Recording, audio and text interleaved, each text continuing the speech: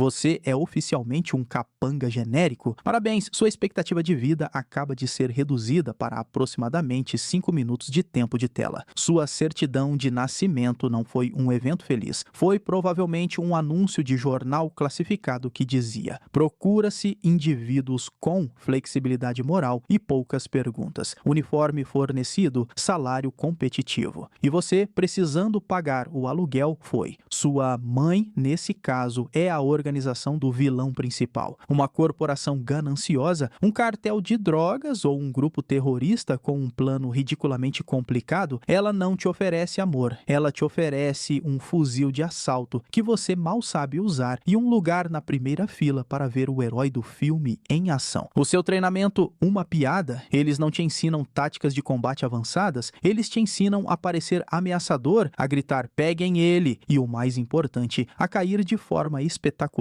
de uma plataforma quando o protagonista atira na sua direção. Biologicamente, você é apenas um ser humano normal, mas profissionalmente você se torna parte de um arquétipo. Sua função narrativa é aparecer em grande número, armado até os dentes, e ser despachado pelo protagonista das maneiras mais criativas e eficientes possíveis. Você adota o uniforme não oficial da sua nova carreira, talvez um mullet, um bigode proeminente, uma jaqueta de couro ou uma regata suja. A moda prioriza a intimidação sobre o bom gosto, e a sua gama de emoções agora se resume a um rosnado de desprezo ou a uma careta de surpresa antes de ser nocauteado. Que começo de carreira promissor. Então chega o seu primeiro dia. Você recebe seu uniforme, que é basicamente a roupa que você já estava usando, talvez com a adição de uma regata suja para mostrar que você é do mal. Acha que você recebe um colete de Kevlar de última geração? Que fofo! Sua única proteção é a sua fé cega na incompetência dos seus colegas. Você recebe sua arma, geralmente um fuzil de assalto, como um AK-47 ou uma Uzi, com a instrução implícita de atirar em tudo, menos no herói. A sua precisão de tiro é comicamente baixa. É uma lei da física do cinema de ação. A probabilidade de uma bala de capanga acertar o protagonista é inversamente proporcional ao número de balas disparadas. Matematicamente, você é mais perigoso para os objetos inanimados ao seu redor do que para o seu alvo. Sua função narrativa é estabelecer a ameaça do vilão principal, mostrando que ele tem recursos para contratar um exército. O problema é que ele parece ter contratado no saldão. Sua carreira consiste em ficar parado guardando um corredor, um armazém ou uma doca até que o inferno se instale. Você não tem um objetivo nobre. Sua busca é provavelmente sobreviver até o fim do seu turno de 12 horas para poder pegar seu pagamento e comprar uma cerveja.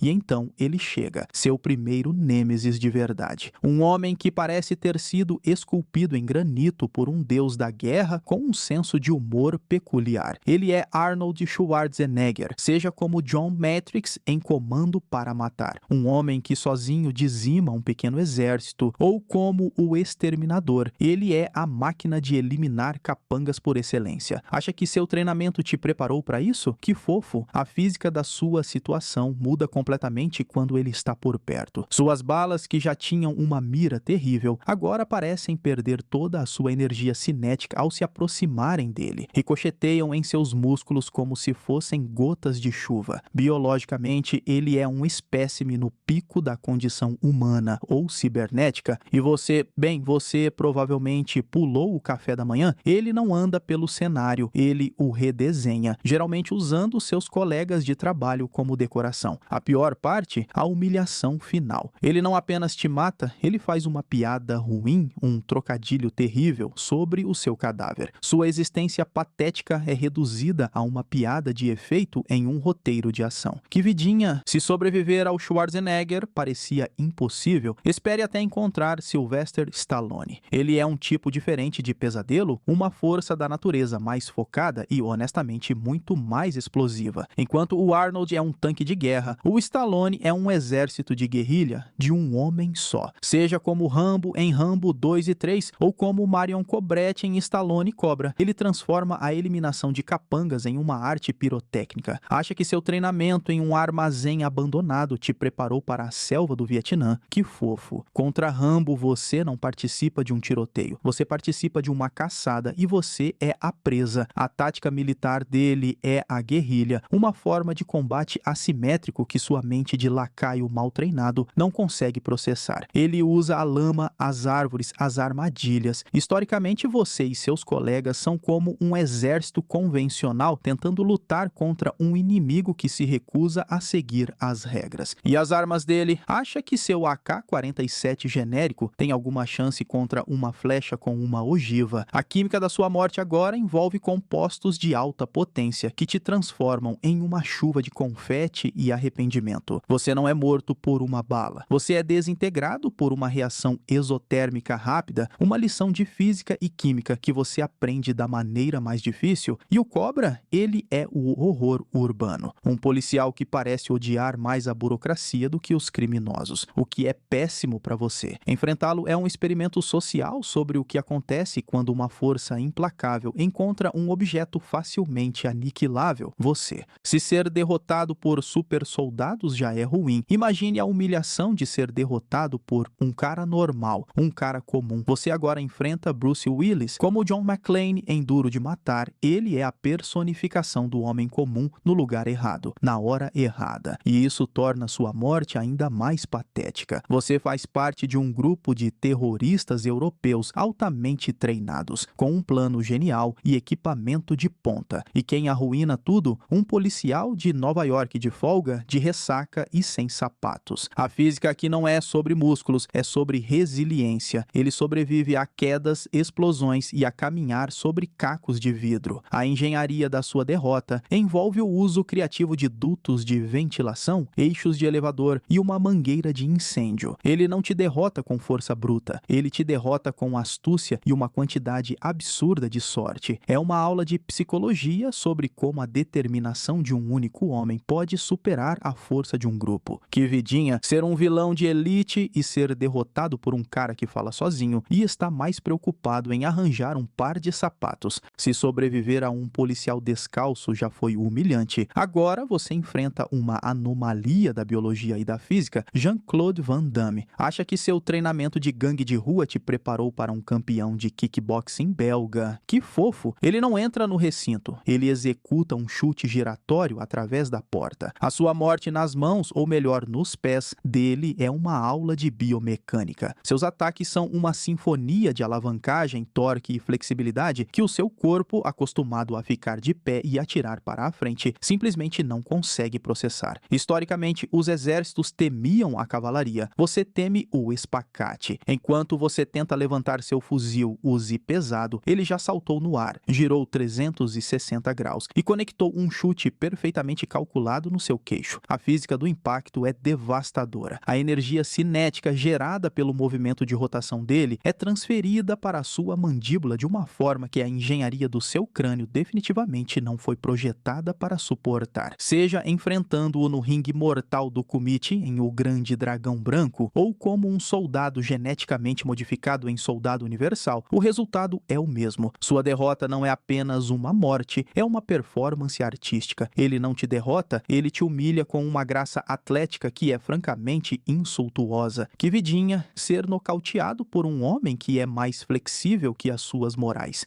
Depois da extravagância acrobática, você agora enfrenta o oposto, a eficiência minimalista e brutal. Você enfrenta Steven Seagal. Ele não tem a massa muscular de um Schwarzenegger ou a agilidade de um Van Damme. Ele tem um rabo de cavalo, um olhar de superioridade e um conhecimento profundo da anatomia humana, especificamente de todas as maneiras que ela pode ser quebrada. A física da sua derrota nas mãos dele é uma aula de Aikido. Você corre na direção dele ele com um grito de guerra e ele mal se move. Com um simples e quase desinteressado movimento de pulso, ele usa o seu próprio momento linear contra você, te redirecionando para a parede mais próxima. É uma demonstração prática e dolorosa da terceira lei de Newton. A biologia da sua dor é o foco principal dele. Ele não te dá um soco no rosto, ele quebra seu braço em 3 lugares diferentes com uma tranquilidade assustadora. Seja como o cozinheiro Casey Ryback em A Força em Alerta ou o policial Nico Toscani, seus personagens limpam uma sala cheia de capangas como você sem sequer suar ou amassar o casaco de couro. É a forma mais humilhante de ser derrotado, não por uma força superior, mas por uma técnica superior, que te faz parecer um idiota desajeitado que tropeçou e quebrou o próprio pulso. E quando você acha que já enfrentou todos os tipos de pesadelo, surge ele, Dolph Lundgren. E aqui, meu amigo, a humilhação é completa e total. Por quê? Porque ele não é apenas um gigante sueco de 1,96 m, com um físico que parece ter sido esculpido por deuses nórdicos. Não, ele também tem um QI de gênio e é faixa preta em karatê. A sua derrota para ele não é apenas física, é intelectual. Biologicamente, ele é um espécime superior. Matematicamente, suas chances de sobrevivência, que já eram baixas, agora se tornam um erro de arredondamento. Seja como o boxeador soviético Ivan Drago em Rocky IV, uma máquina de matar cientificamente projetada, ou como o herói em O Justiceiro ou Massacre no Bairro Japonês, a experiência para você é a mesma. Ele não apenas te derrota, ele provavelmente calcula a trajetória exata que seu corpo fará ao voar pela janela. A engenharia da sua morte é precisa, eficiente e provavelmente foi planejada por ele em 3 idiomas diferentes, enquanto ele resolvia um cubo mágico que vidinha ser um problema tão simples que um gênio das artes marciais te resolve como um aquecimento antes do café da manhã. Depois de ser derrotado pela força, pela tática e pela técnica, agora você enfrenta o carisma cínico. Você enfrenta Kurt Russell. Ele não é o mais forte ou o mais rápido. Ele é o anti-herói por excelência, um cara que preferia estar em qualquer outro lugar, mas que por acaso é incrivelmente bom em sobreviver. Seja como o icônico Snake Plissken em Fuga de Nova York ou o caminhoneiro falastrão Jack Burton em Os Aventureiros do Bairro Proibido, sua derrota para ele é particularmente humilhante. Por quê? Porque ele te derrota com sarcasmo. A psicologia da sua interação com ele é devastadora. Ele não te vê como uma ameaça. Ele te vê como um idiota que está no caminho dele. A física da sua morte geralmente envolve ele, acidentalmente, acionando uma armadilha que era para ele, mas que acaba te pegando, ou ele atirando sem mirar enquanto faz uma piada. Ele não te derrota com um plano genial. Ele tropeça na vitória, que vidinha a ser apenas um obstáculo cômico na jornada de um herói que nem queria ser herói. Depois de ser derrotado pela força, tática, técnica e sarcasmo, você agora enfrenta o estilo. Você enfrenta Wesley Snipes. Ele representa uma nova vertente do herói de ação dos anos 90, uma combinação letal de artes marciais, agilidade atlética e uma presença de tela cool. Seja como o caçador de vampiros em Blade ou o especialista em segurança em Passageiro 57, sua derrota para ele é rápida, eficiente e de alguma forma estilosa. A biologia da sua luta contra ele é um desequilíbrio total. Ele se move com uma fluidez que desafia a sua compreensão de biomecânica humana, enquanto você provavelmente tropeça nos próprios pés. A engenharia da sua morte envolve uma katana, um chute giratório ou uma combinação de ambos. Ele não apenas te derrota, ele o faz enquanto parece incrivelmente legal em um sobretudo de couro. A psicologia do confronto é aterrorizante. Ele não está com raiva, ele não está em pânico. Ele está calmo, focado e totalmente no controle. Que vidinha